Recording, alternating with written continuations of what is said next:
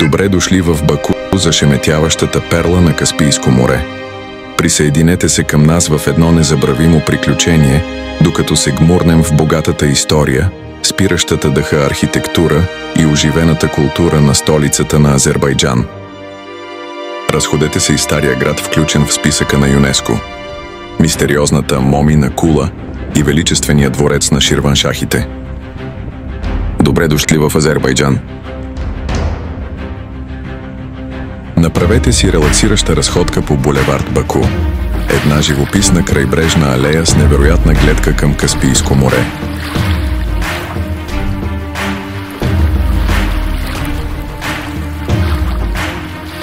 Някои хора може да са били в Азербайджан, а други не.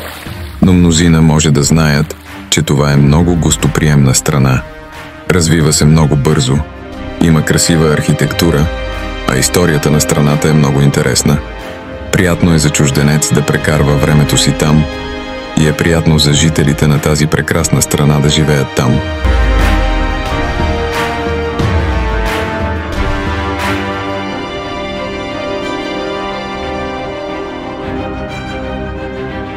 Почудете се на пламенните кули и футуристичният силует на Баку, който осветява нощта.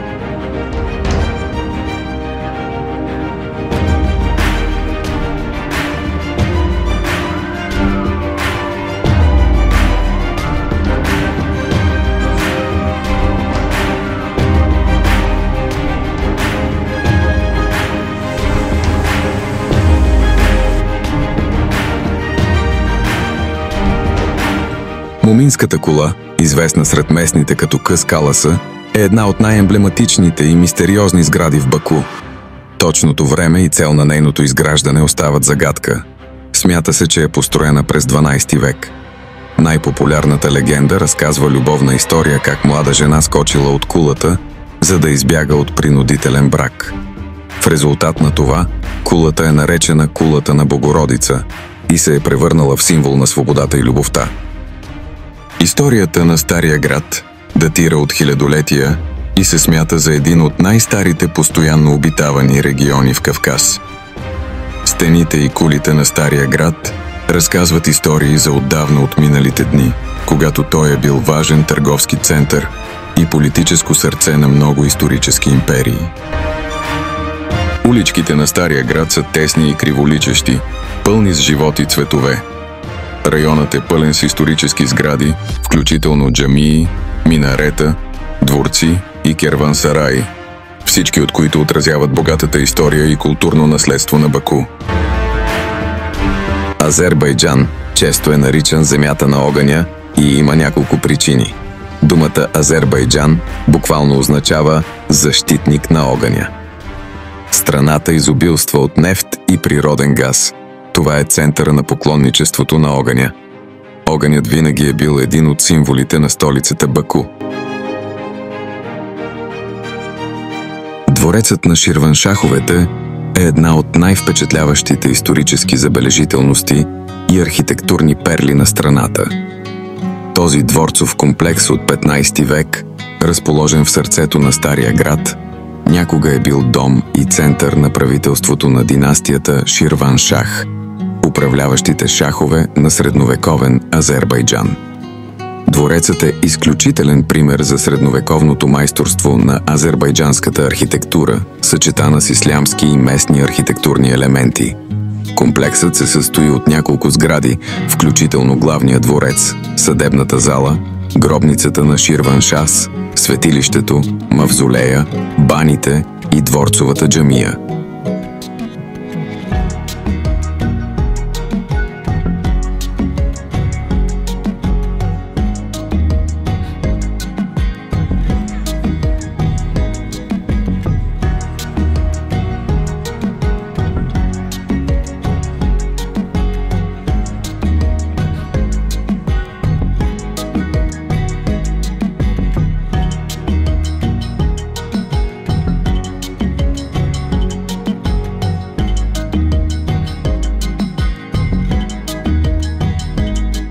Пътят ни води извън Баку, към национален парк Гобустан.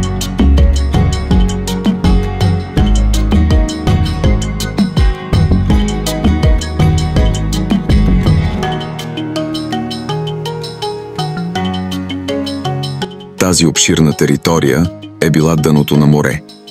Преди 5 милиона години, при образуването на Кавказ, земята се е надигнала, водата се е оттеглила и се е образувало Каспийско море.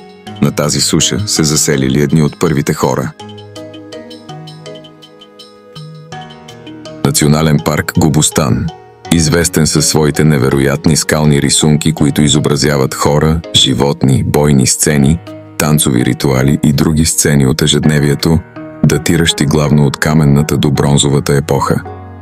Тези рисунки предоставят на изследователите и историците безценна информация за бита, вярванията и художественото изразяване на нашите предци.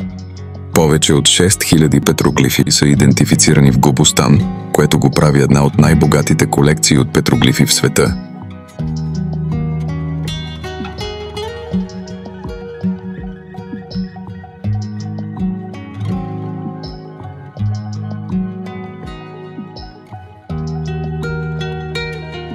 Районът е геологично разнообразен, включително скали с вулканичен произход и кални вулкани, които също са очарователни природни феномени.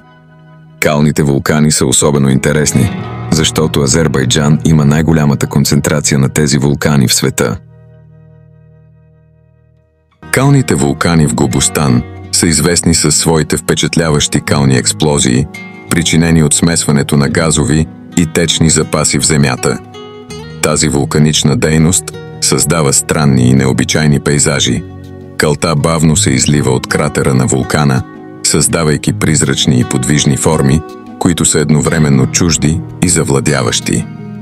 За разлика от конвенционалните вулкани, които изхвърлят лава и пепел, активността на калните вулкани е относително тиха и безопасна, което го прави безопасна атракция за посетителите.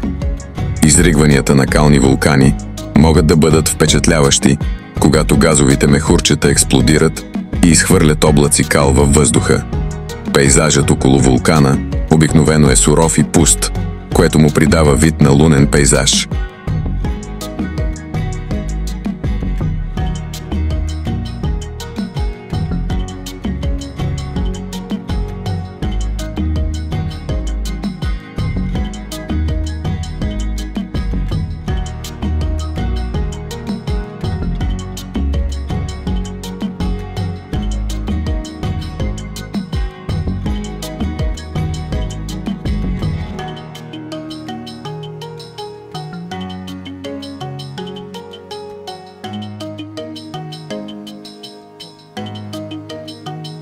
Атешгях, известен също като Храма на огъня, е едно от най-мистичните и исторически места в Азербайджан. Храмът на огъня датира от 17 век, но местоположението му е било свято място вероятно от хилядолетия. Атешгях е изграден около пламък от природен газ, който гори от източник на газ в земята. Това място е било особено важно за вярващите на Заратустра, огнепоклонници, за които огънят е символ на святост и чистота. Атешгях се състои от няколко малки стаи, изградени около 4-ъгълен двор с вечен огън в центъра. Помещенията са били използвани както като молитвени домове, така и като жилища на монаси. Архитектурата и оформлението на комплекса са повлияни както от хиндуисткия, така и от персийския стил, отразявайки мястото му като място за среща на култури и религии. Храмът на огъня е бил особено важен за пътуващите по търговските пътища, включително легендарния път на Куприната, които го използвали като място за молитва и медитация.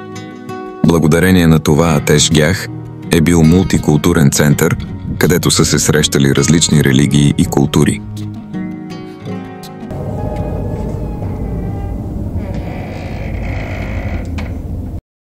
Янардак, известен като Горящата планина, е един от най-необичайните и хипнотизиращи природни феномени. Една част от планината непрекъснато гори в пламъци, създавайки мистична и магическа гледка.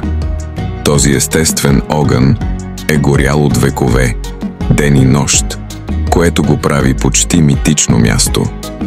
Огънят се подхранва от изобилните запаси от природен газ в региона които постоянно подхранват пламъка и го поддържат жив. Според легендите, Ян Ардак някога е бил популярно място за поклонение на огнепоклонници, зороастрийци, които са виждали огъня като символ на чистота и божествена сила.